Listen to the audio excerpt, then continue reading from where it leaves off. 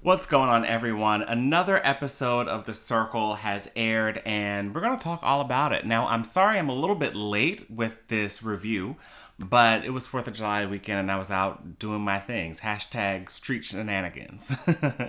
So, let's just jump into this. So we start by continuing the fight with Rico and the other guys in the club. Then Rico raps very aggressively to one of the guys he was just arguing with. Um, you know, I actually Rico had actually commented on the last review saying that there were some things that were kind of left out or edited uh weirdly. So I mean, we'll wait to see what the full story is behind that. But the fight really kind of fizzled out, and it wasn't really much else besides what we saw last week. We meet a new castmate, Dante, who is an actor and a rapper, and he is in the studio. I guess he's creating a song or he's recording some of his songs, whatever, and he has Melly B come in. Now, it's quite clear that neither of them actually know each other, and so that was kind of like, why are you here? I'm like, I was trying to understand, but I mean, I guess this is part of this kind of experimental season. Doesn't really work for me, but it is what it is.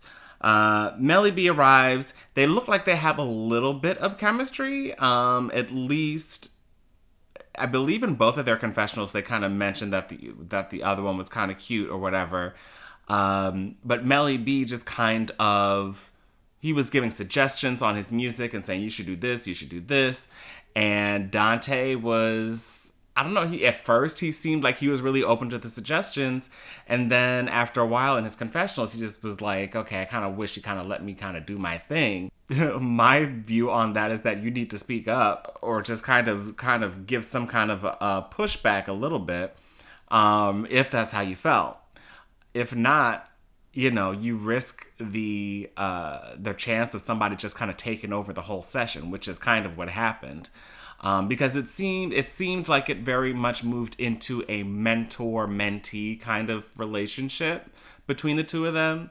And I don't think that was Dante's intention. And he probably should have been a little bit more assertive. But then we moved into Jewel and Martell at this rally. I mean, I guess it was an interesting scene. I don't know who goes to a rally as a social event. I mean, it was just kind of like, I don't know. I don't know if I would invite a friend to a rally.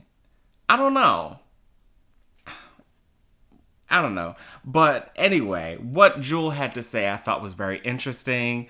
And I thought, it was interesting to see what she does and what she was saying I thought was really cool. It was a little long, but I felt like it was necessary. It didn't feel long. You know what I'm saying? It was a long scene, but it didn't feel quite as long as some of the other scenes did. After this, we move back into the studio. This is where I'm thinking Dante should have spoke up a little bit, and then they come out of the studio, I guess, into the lobby or something, some front room of the studio space, and Alyssa pops up. So we've got this new character. None of these people know each other. So she just pops up and's like, hey, I'm just like, okay. It's just like, none of y'all know each other. So why are y'all popping up in like separate space? It's just, it didn't work for me, but okay, we're just gonna go with this, I guess. So Alyssa's a recording artist. She's into fashion, videography, and she was part of an all trans girl group, which was pretty cool. And then she kind of invited the guys to do like a group song together. First of all, I mean, like, okay, so it just does not sound like a good idea. To invite a bunch of people you don't know to do a group song together, like, ooh, that just sounds like, drama. But it also sounds like produced drama. And I hate to keep talking about that, but I mean, if I'm going to review this episode, I feel like it has to be talked about. Like, these people don't know each other. And all of a sudden, I mean, like, I would never go to somebody's studio who I don't know and be like, hey, you guys want to be part of a group song? I mean, you know, no, that would not happen. So it just didn't seem organic. And I guess that's kind of what is really the barrier for me really getting into this season. I feel like once they get more acquainted with each other, it'll feel less produced. At least that's what I'm hoping. But right now it feels very much like you go here and do this, you go here and say this, and then let's see what the reactions are.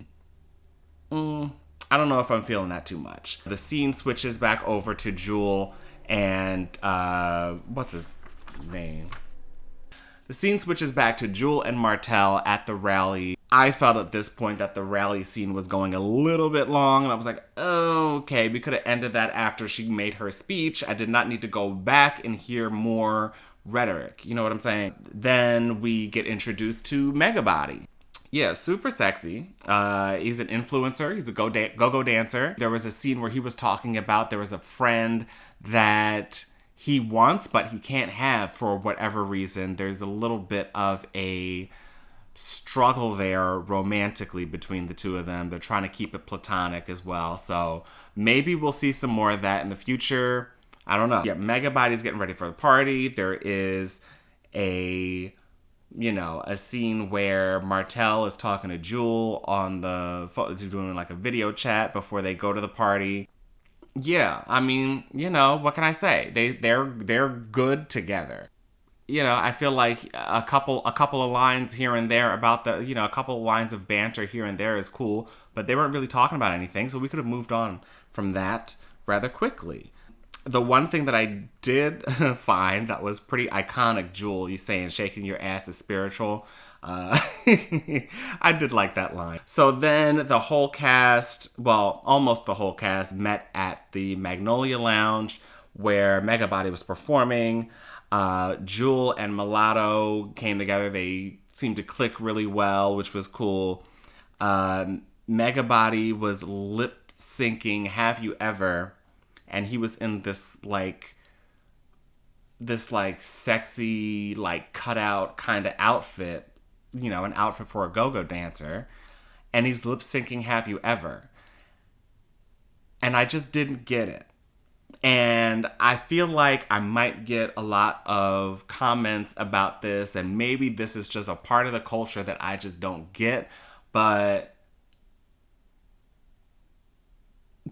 it didn't match up. It did not match up for me. It was kind of like twerking to like a Whitney Houston ballad. It was that kind of vibe. Like, it doesn't mean you can't be kind of sexy or something, but I don't know, like wear actual clothes and be a pop star on stage and lip sync if that's what you're gonna do, but don't give me, you're about to strip and you're singing Have You Ever. It just didn't match up to me. So that was my only critique. I do think he's very sexy. Okay. The energy was super positive. Everybody was meeting up. Everybody was, talking and gelling, and it seemed pretty cool. I did notice that Megabody kind of seemed a little bit off to the side. And so I don't know how well he's going to get along with the group. And then also when Melly B came in with Dante, Dante seemed a little bit reserved, I will say. Everybody else who kind of came into the situation was very open and very like, hey, how you doing? I'm so-and-so. What's your name? What do you do? They're having that kind of conversation. Dante came in and was just like, hello, and sat down.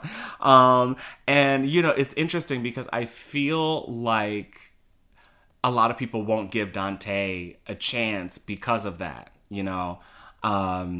I know that there was a little bit of, I think, and this might have been in the scenes after, there was a little bit of a moment where people kind of thought that Dante was Melly B's boyfriend, and Melly B kind of made that comment beforehand, like, don't talk to my boyfriend, blah, blah, blah, being funny.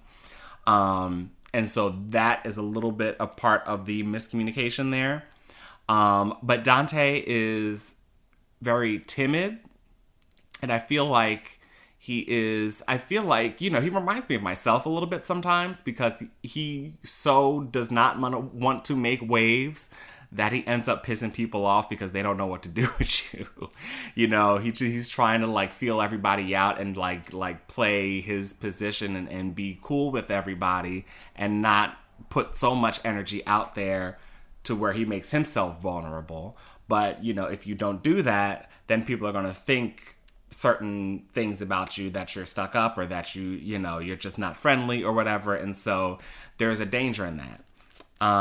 So then, at the end of the episode, Melly B was arguing with the bartender about his tab. I guess I agree with Melly B on that one, because I wouldn't have somebody coming over and just like looking me all up in my face and talking about you didn't pay or whatever. I would be just as pissed as Melly B was.